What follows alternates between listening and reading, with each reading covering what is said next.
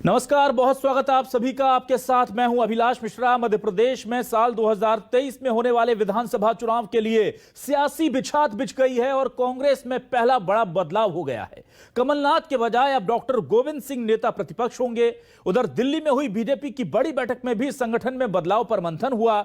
ऐसे में सवाल यह है कि क्या दोनों ही पार्टियां चुनावी मैदान में उतरने से पहले संगठन में बड़े बदलाव की तैयारी में हैं और क्या नए चेहरों के साथ फतेह हासिल करने की रणनीति बन रही है? और अगर ऐसा है तो क्या पुराने चेहरों की चमक चुनाव के वक्त फीकी नजर आएगी? यानी कि संगठन के दम पर, नई लहर के दम पर चुनाव लड़ा जाएगा या क्षत्रपों की ही चलेगी? इसी पर करेंगे आज आपकी बात।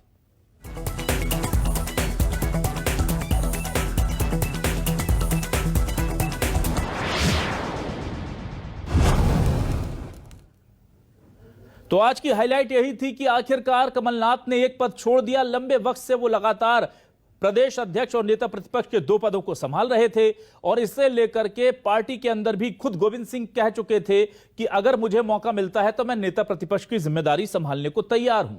और भी कई दावेदार उठ रहे थे, लेकिन आज अचानक से क्या होता है कि फैसला यह आता है कि गोविंद सिंह नए नेता प्रतिपक्ष होंगे। उससे पहले कमलनाथ इस्तीफा देते हैं, तुरंत स्वीकार होता है और नए नाम की घोषणा भी हो जाती है। मतलब पहले से सब कुछ तय था, केवल आज उस पर पटाक्षेप हुआ है।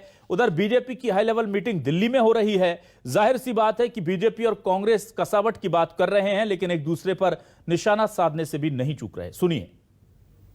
भिंड के जिला अध्यक्ष जो हैं अपने आप में हेमंत कटारे का चुनाव हराने का जिन पर आरोप लगा रहे थे। जो व्यक्ति तहसीलदार को ए नौकर कहकर बुलाता हो, जो हमेशा अपने आप में बदतमीजी से किसी से बात करता हो और जो 4 साल पहले ही संन्यास की घोषणा कर चुका हो, ऐसे गोविंद सिंह को कांग्रेस पार्टी ने नेता प्रतिपक्ष बनाकर ये साबित कर दिया है कि पहले 75 वर्ष के आदमी को हटाया जाता है और 70 वर्ष के व्यक्ति को लाया जाता है। इसका मतलब कांग्रेस पार्टी जो है आसमान से गिरे और खजूर पर लटके वाली स्थिति में अब आ गई है।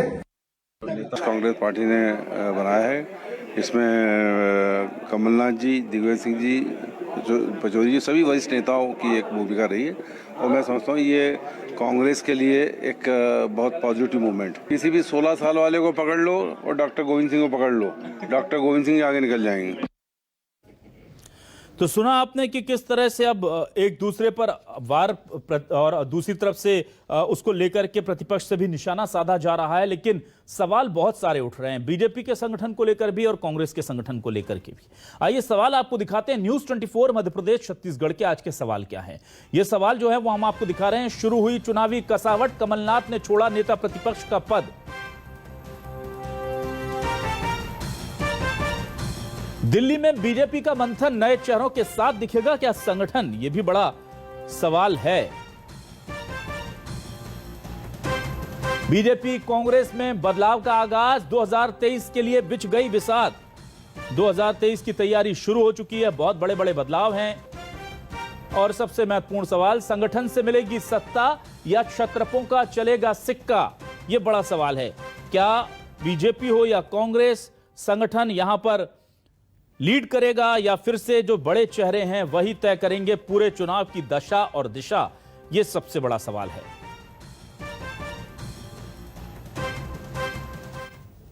सीधे रुक कर लेते हैं, हमारे साथ जुड़ चुके हैं विनय सक्सेना जी, कांग्रेस के वरिष्ठ नेता विधायक। बहुत बहुत स्वागत है विनय जी आपका। और मैं आपसे विनय जी जानना चाहूंगा कि आज ये जो पूरा बड़ा बदलाव देखा है हमने कांग्रेस में, आप कैसे देखते हैं? और इससे लेकर के, क्योंकि यह कहा जा रहा था कि गोविंद सिंह जी तो पहले ही मन बना चुके थे, इच्छा जता चुके थे कि उन्हें यह पद दिया जाए, बहुत देर नहीं हो गई?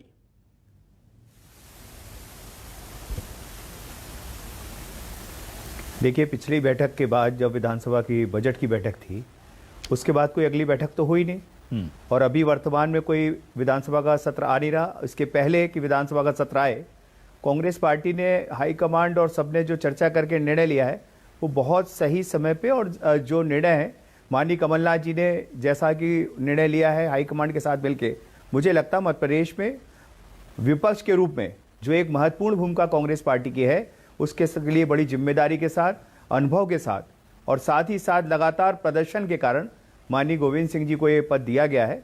और मेरा मानना है कि कांग्रेस इससे मजबूती के साथ जनता के पक्ष में सड़कों पे संगठन लड़ेगा और विधानसभा में विधायकों के साथ माननीय गोविंद सिंह जी इस भूमिका को बहुत महत्वपूर्ण अच्छे ढंग से निभाएंगे, ये मेरा मानना है।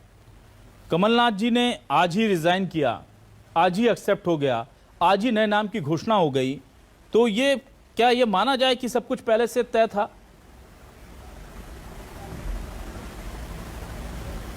कांग्रेस पार्टी में जो कुछ भी तय होता है सोच समझ के ही तय होता है, और उसके साथ साथ जो हमारे भविष्य में जो हमें तय करना है उसकी रणनीति के तहत तय होता है।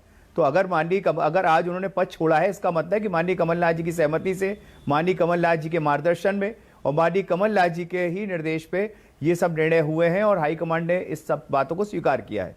तो मेरा मानना है एक अच्छी पहल, एक अच्छी शुरुआत, एक धमाकेदार शुरुआत कांग्रेस पार्टी की विधानसभा में भी होगी, ये मेरा मानना है।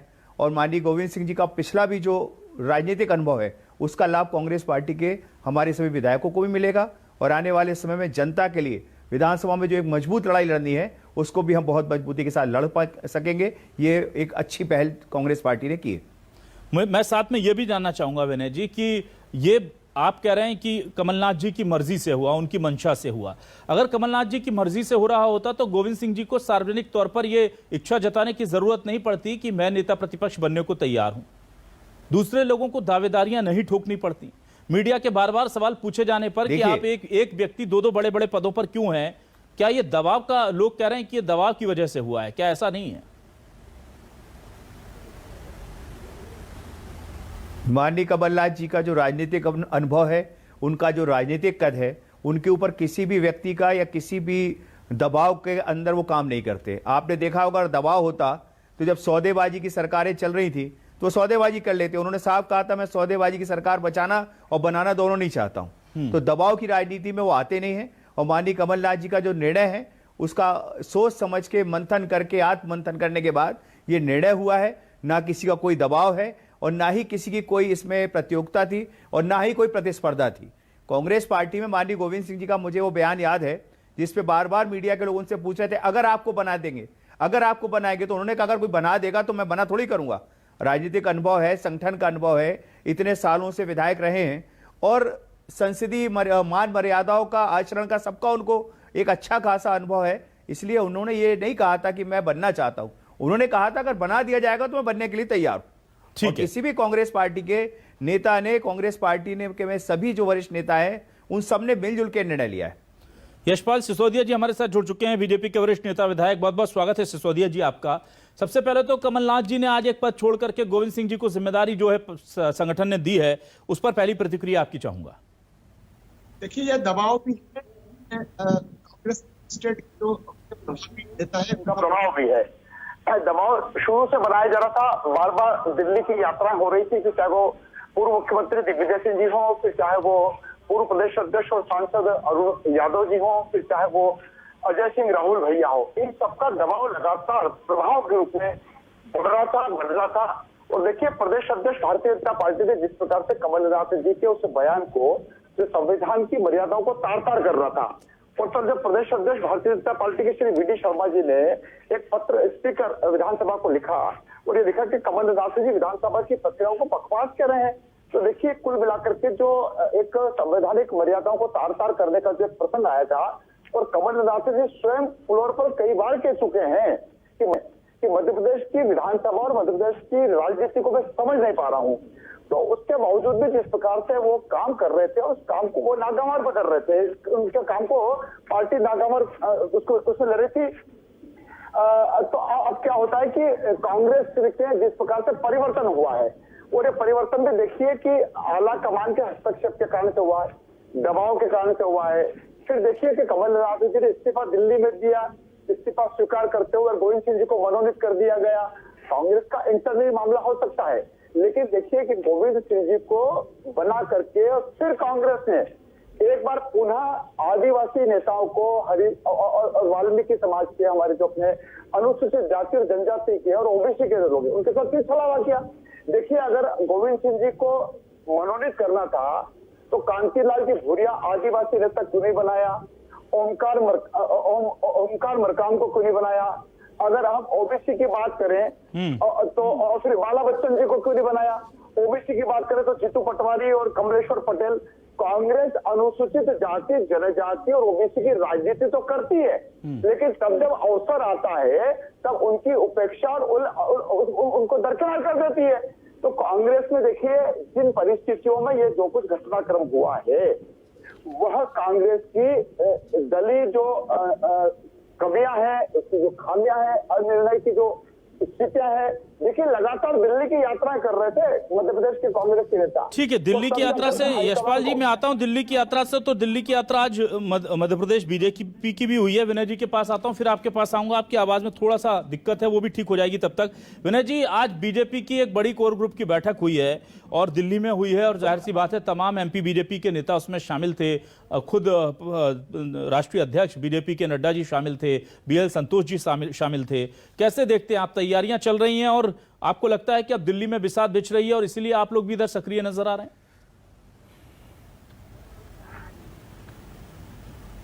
देखिए, कांग्रेस पार्टी तो लगातार सक्रिय है, अपना काम कर रही है माननीय कमलनाथ जी के नेतृत्व में। पहले मैं इस बात का जवाब दे दूं कि माननीय यश सिसोदिया जी लगता है कि भारतीय जनता पार्टी की बैठकों की बजाय कांग्रेस के हाईकमांड के साथ ज़्यादा बैठ रहे हैं। उनको अंदर से सब पता रहता है किसका दबाव हो रहा है, हाईकमांड क्या निर्णय लेने वाला है। और दूसरी बात उन्होंने कही कि पिछड़े और एससी भाइयों को हमारे बीच में हमारे नेता प्रतिपक्ष का पद नहीं दिया गया। तो मैं पूछना चाहता हूं कि माननीय बीडी शर्मा जी को इनके प्रदेश अध्यक्ष का पद है, लगातार सब पद इनके अगड़ों को दिए गए हैं, तो क्या दूसरी पार्टी में कोई निर्णय लेने के लिए आरोप लगाने की आवश्यकता भी है? अरे आप अपना काम करिए, आपको अगर मौका मिल रहा है आप अपना काम करके दिखाइए। ये आरोप प्रत्यारोप का विषय नहीं है डिबेट में। विषय ये है माननीय कमलनाथ जी ने अपना एक पद, अपनी जिम्मेदारी बहुत ही सीनियर हमारे एक जिम्मेदार नेतृत्व को दी है, उसके बारे में तो यश सिसोदिया को बधाई देनी चाहिए। अब इसमें भी कमियां निकाल रहे हो। मुझे लगता है सिसोदिया जी को भारतीय जनता पार्टी की चिंता छोड़ के और कांग्रेस की तरफ क्यों आना पड़ रहा है? मुझे लगता है यश सिसोदिया जी को क्यों नहीं नेता प्रतिपक्ष बना देना था जब इनकी सरकार थी? तो यश सिसोदिया जी को मंत्री क्यों नहीं बना देना चाहिए था? अब इन सब बातों से गुमराह करने से आम जनता को क्या फायदा होने वाला, और इस डिबेट को भी क्या फायदा होने वाला? दूसरा मैं आपसे कहना चाहता हूं, दिल्ली में आपने मुझसे पूछा कि भारतीय जनता पार्टी के बड़े नेताओं के साथ माननीय मुख्यमंत्री जी की बैठक चल रही है। तो भारतीय जनता पार्टी को पता है कि जो देश में इस समय दशा और दिशा है भाजपा की, वो भ्रमित दिशा है। हालात जो है देश में, विकास, रोजगार, नौकरियां, पेट्रोल डीजल की कीमत, सब्जियों की कीमत, इन सब मुद्दों को छोड़ के जिस तरह से पार्टी ने एक धार्मिक आवरण ओढ़ के और जिस तरह से धार्मिक एक विरोध का एक स्वर पूरे केंद्र और हिंदुस्तान में चल रहा है, जिस तरह से एक बंटवारे की स्थिति देश में पैदा की जा रही है, मुझे लगता है उनको लग रहा हो कि आने वाला समय, इसको आम जनता समझ गई है कि जब महंगाई से बचना हो तो दंगे करा दो, महंगाई से बचना हो तो हिंदू मुस्लिम के झगड़े करा दो। लेकिन आम आदमी समझता है कि अगर उसके घर में भरपेट भोजन करने के लिए व्यवस्था नहीं है, अगर उसका बच्चा स्कूल से घर नहीं आ पा सकता सही सलामत, और देश में और प्रदेश में शहरों में दंगे अगर स्थिति बनेगी, तो ऐसी स्थिति इनकी पार्टी के बारे में मुझे लगता मंथन की आवश्यकता पड़ी होगी। और मध्य प्रदेश में भी बहुत कुछ ठीक नहीं चल रहा। यश सिसोदिया जी आज हमारे साथ बैठे हैं, इनके जैसे कई कद्दावर नेता जो है वो लाइन पे हैं, 4 मंत्री अभी और बनने हैं, तो हो सकता है उसकी कवायद चल रही हो। और यश सिसोदिया जी आज यहाँ पे अच्छी डिबेट में कांग्रेस को भरा बुरा बोलेंगे, कोसेंगे, हो सकता भाई साहब जो अच्छे आदमी, इनका भी नंबर लग जाए। तो मुझे लगता है यश सिसोदिया जी अपनी पार्टी की चिंता करें। कांग्रेस पार्टी में नेता प्रतिपक्ष का पद तय हुआ है और सर्वसम्मति से हुआ है, और आप चिंता न करें, अगला सत्र जो है आपको बहुत भारी पड़ेगा, आप उसके लिए तैयारी करिए। मेरा मानना है कांग्रेस पार्टी का आंतरिक विषय, आंतरिक मुद्दे पर चिंता छोड़ दीजिए। यशपाल जी आपसे मैं जानना चाहूंगा, एक तो बीजेपी की जो कोर ग्रुप की बैठक आज हुई है उस पर भी जवाब दे दें, और विनय जी के सवालों का भी जवाब दे दें। देखिए अभिलाष जी, भारतीय जनता पार्टी के बैठकों का दौर दौरा, प्रशिक्षणों का दौर दौरा, हमारे बूथ विस्तारक योजना को लेकर के, स्वर्गीय कुशाभाऊ ठाकरे जी की जन्म शताब्दी वर्ष को लेकर के, तो हमारी निरंतरता है। देखिए कल और परसों, मतलब आने वाली 30 तारीख को और 1 तारीख को हम लोग बूथ पर बैठने वाले हैं, बूथ मंडल पर हमारी बैठकें होने वाली है। तो भारतीय जनता पार्टी में कोर ग्रुप की बैठकें होती है। देखिए हम व्यक्ति पूजक नहीं है। कांग्रेस में कौन सी बैठकें होती है बताइए मेरे को? जब दिग्विजय सिंह जी चल पड़ते हैं, जब अरुण यादव जी चल पड़ते हैं, हमारे तो समूह बैठता है। और जब समूह बैठता है तो चुनाव की बात भी होती है, संगठन की बात भी होती है। और मैं विनय जी आपसे पूछना चाहता हूँ, कौन सी सर्वसम्मति हुई है? क्या विधायक दल की बैठक में इस्तीफा मंजूर हुआ है? क्या विधायक दल की बैठक ने गोविंद सिंह जी को सर्वानुमति से प्रतिपक्ष का नेता चुन लिया है? आपने कहा सर्वानुमति हो गई, कौन सी सर्वानुमति हो गई, किसकी सर्वानुमति हो गई? कुल मिला करके और सोनिया जी के दरबार में जाना, राहुल जी से एनओसी लेना और प्रियंका जी से सहमति लेना, ये 3 चीजें आपके दल की तरफ से हो जाती है, आप इसको सर्वानुमति मान लेते हैं। अरे भाई, विधानसभा में अगर नेता प्रतिपक्ष का इस्तीफा आता है तो देखिए परंपरा रही है विनय जी, विधानसभा अध्यक्ष को इस्तीफा जाता है, विधायक दल की बैठक होती है, वहां सर्वानुमति से निर्णय होता है, फिर ठीक आपकी है। पुष्टि पार्टी करे। अब ये तो उल्टी गंगा मेरी है, पार्टी ने मनोनयन भी कर दिया और इस्तीफा भी प्राप्त कर लिया। और भारतीय जनता पार्टी में अभिलाष जी, ये तो बैठकों का दौर दौरा, प्रशिक्षण का दौर दौरा, ये हमारी निरंतरता है और ये हमारी भारतीय जनता पार्टी को ताकत और मजबूती प्रदान करता है। हम व्यक्ति पूजा में विश्वास नहीं रखते हैं। ठीक है, रंजन जी के पास आता हूं। ठीक है यशपाल जी, रंजन श्रीवास्तव जी वरिष्ठ पत्रकार हमें ज्वाइन कर चुके हैं। रंजन जी, स्वागत करूंगा आपका। साथी रंजन जी, मैं आपसे जानना चाहता हूं, आज एक तो सबसे पहले आपकी टिप्पणी में चाहूंगा, कमलनाथ ने एक जिम्मेदारी अपनी जो है उनकी कम कर दी गई है और अब गोविंद सिंह नए नेता प्रतिपक्ष होंगे। क्या ये दबाव में लिया गया फैसला है? सबसे बड़ा सवाल यही है। नहीं देखिए, पिछले कई महीनों से ये बात चल रही थी। मैं कहूँ कि जब से लगातार तो चुनाव के बाद जो सरकार बनी, सरकार गिरी, नेता प्रतिपक्ष ने, रंजन जी की उससे आवाज पहले दे दें, से- हमें आवाज नहीं मिल पा रही। रंजन जी अगर कुछ कह रहे हैं तो। उसके पहले से आपको आवाज आई? जी रंजन अभिलाष जी, जी रंजन जी आवाज बोलिए आई? आप। जी, तो ये बहुत दिनों से था कि पार्टी के अंदर भी पार्टी के बाहर भी एक व्यक्ति दो पद का सिद्धांत रहेगा या कब तक चलेगा, नंबर 1। नंबर 2, पार्टी के अंदर भी जो डिफरेंसेस हैं वो दिखने लगे थे। पिछले कुछ समय से आपने देखा होगा, अरुण यादव सोनिया गांधी से मिलकर आए, अजय मिलने की बात करते थे, तो डिफरेंसेस दिख रहे थे। फिर हमारे से बैठक बुलाई गई, एक कहलवाया गया कि जो चुनाव होगा वह कमलनाथ जी के नेतृत्व में होगा। सदन के अंदर देखा गया, जो पहले दिन कमलनाथ जी आए, लगातार 6 दिन नहीं रहे, उस पर सवाल उठाए गए, पार्टी के अंदर पार्टी के बाहर। फिर बाद में आए, उसके बाद जिस तरह से पार्टी एडजर्न हुई, हाउस एडजर्न हुआ और एक कहा गया नरोत्तम मिश्रा जी द्वारा, जो पार्लियामेंट्री अफेयर मिनिस्टर हैं, इसमें कमलनाथ जी की सहमति है कि इसको कर्टल किया जाए। तो बिना बजट पे, बिना चर्चा के पूरा बजट पास हो गया। और उसके बाद भी जो एमएलएज हैं कांग्रेस के, वो सदन में हल्ला मचाते हैं, मार्च करते हैं, वेल में जाते हैं, तो साफ लगा कि कहीं ना कहीं आपस में एक मिसअंडरस्टैंडिंग है, लैक ऑफ कम्युनिकेशन है, जो दोनों को जेल नहीं कर रहा है। यहाँ से गड़बड़ी, चुनाव बहुत कम समय है, 1.5 साल के पास बचा हुआ है। तो मुझे लगता है कि धीरे धीरे लगने लगा था कि कमलनाथ जी को हमें एक पद छोड़ना ही पड़ेगा। लगातार मीटिंग हुई सोनिया गांधी जी से, तो जाहिर है दबाव में ही लिया गया डिसीजन है, ऐसा मुझे लगता है। लेकिन फिर भी ये बात अच्छी हुई है, कम से कम 2 व्यक्ति 2 जगह दिख रहे हैं, पार्टी में दिखने लगे हैं। पहले एक व्यक्ति हर जगह दिख रहा था। ठीक, तो एक सामूहिक नेतृत्व की जो भावना है, लगता है धीरे धीरे इससे आएगी, ऐसा मुझे रंजन लगता जी, है। एक बड़ा महत्वपूर्ण सवाल पूछने जा रहा हूं आपसे। जी जी प्लीज। महिला कांग्रेस अध्यक्ष विभा पटेल दिग्विजय सिंह की करीबी मानी जाती हैं। गोविंद सिंह की दिग्विजय सिंह से नजदीकी जग जाहिर है। उधर कांतिलाल भूरिया के बेटे जो हैं वो युवा इकाई कांग्रेस की जो है उसका नेतृत्व कर रहे हैं, उनकी नजदीकी किससे सब जग जाहिर है। तो क्या आला कमान यहां पर पावर बैलेंस करने के मुद्दे पर भी काम कर रहा है? कुछ ऐसा लग रहा है, क्योंकि कमलनाथ जो है वो सबसे बड़ा चेहरा है इस वक्त, और नहीं चाहती सरकार या आला कमान ऐसा कांग्रेस का नहीं चाहती कि जो हश्र पंजाब में हुआ या जिस तरह की गतिविधियां राजस्थान में देखने को मिल रही हैं उस तरह से कोई स्थिति बने, इसलिए पावर बैलेंस बनाया जा रहा है क्या?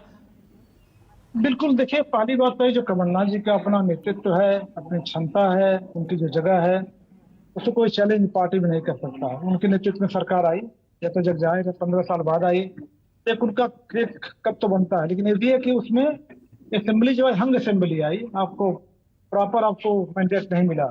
लेकिन पिछले कुछ समय जैसे मैं बता रहा था, क्या दिग्विजय सिंह हो, कमलनाथ हो, लग रही पार्टी एक है, अलग अलग चल रहे थे। अरुण यादव कुछ और बोल रहे हैं, अजय कुछ और बोल रहे हैं, कांतिलाल भूरिया का पता नहीं चल पा रहा है, गोविंद सिंह कहाँ पे दिख नहीं रहा है, सदन में है भी नहीं भी है। तो पार्टी में एकता नहीं दिख रही थी। भले ही कमलनाथ जी प्रयास कर रहे हैं, उनके नेतृत्व में प्रश्न नहीं उठा रहा है, तो जाहिर है पावर बैलेंस का गेम है।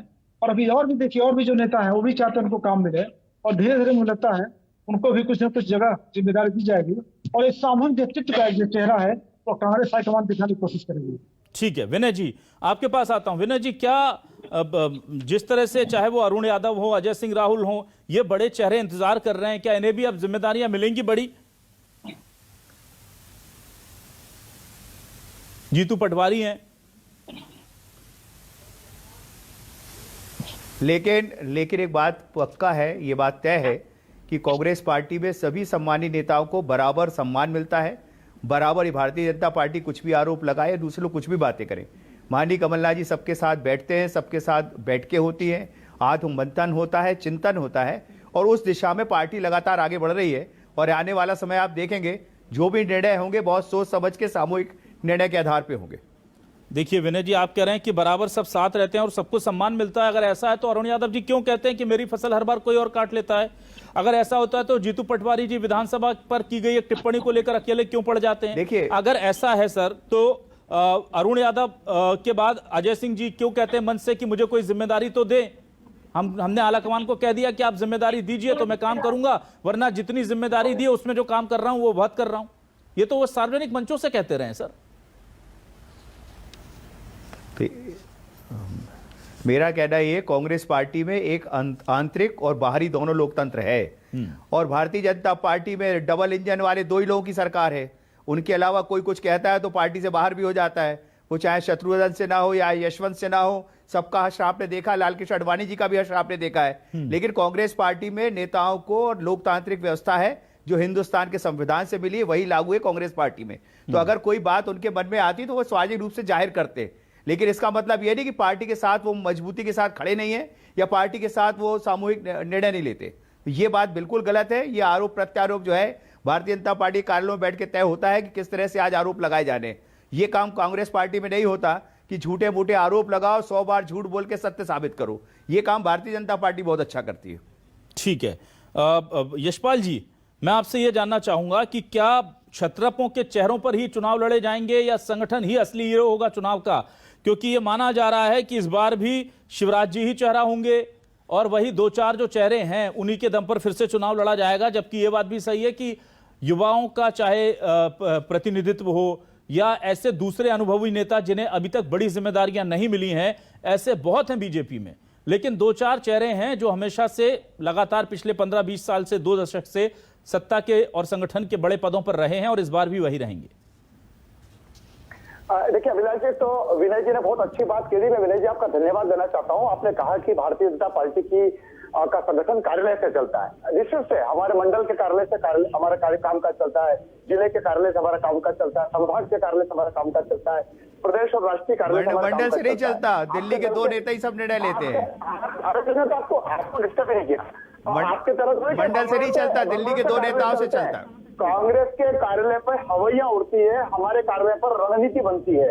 और जहां तक अभिलाष जी आपने बताया है, भारतीय जनता पार्टी में संगठन में तब भी जब भी जो भी किसी को दायित्व मिलता है उसको ठीक एक दिन पहले तक पता नहीं पड़ता है कि मुझे प्रदेश अध्यक्ष की जिम्मेदारी प्राप्त हो रही है या मुझे राष्ट्रीय अध्यक्ष की जिम्मेदारी प्राप्त हो रही है। अरे जरा कांग्रेस बतावे तो सही कि नेहरू गांधी खानदान के अलावा आज तक अखिल भारतीय कांग्रेस कमेटी से आपने किस व्यक्ति को उन पदों पर नवाजा है?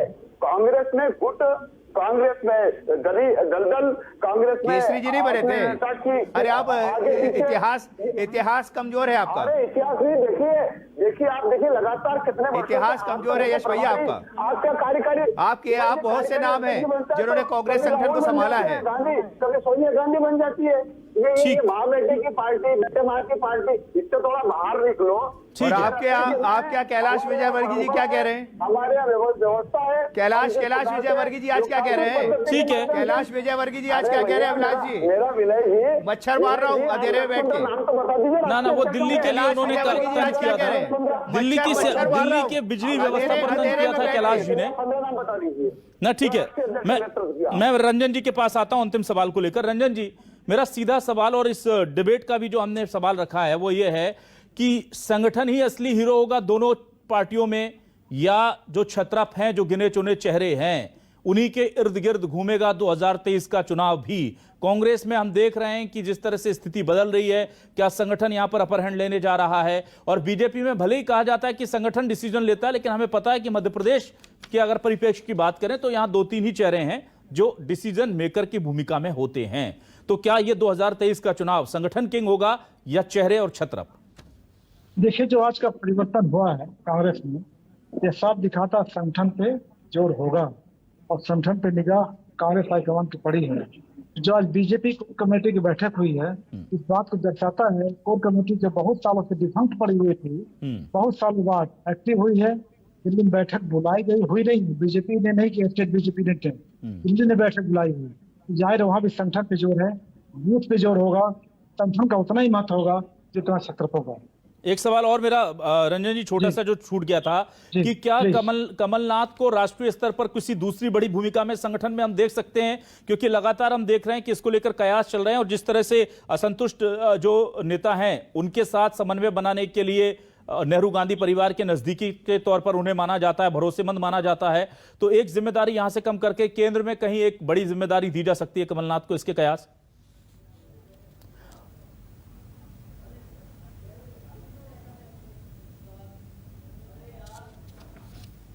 लगता है रंजन जी से संपर्क हमारा टूट गया है, लेकिन फिलहाल मैं अब इस डिबेट को यहीं पर विराम देता हूं। जाहिर सी बात है कि मध्य प्रदेश की बात करें तो बीजेपी और कांग्रेस दोनों के संगठन अब सक्रिय नजर आ रहे हैं, लेकिन संगठन शुरू में, चुनाव के पहले हमेशा हम देखते हैं कि संगठन सक्रिय होता है, लेकिन अंत आते आते, रंजन जी अगर आप मेरे सवाल का जवाब दे पाए प्लीज। जी नहीं, मैंने वही कहा कि अभी जो चल रहा, कमलनाथ जी सबको अकोमोडेट करके चल रहे हैं, ऐसा लग रहा है कि यहाँ रहना चाहते हैं। अभी तुरंत कुछ कहने जल्दबाजी होगी कि राष्ट्रीय स्तर पर उनको जिम्मेदारी दी जाएगी।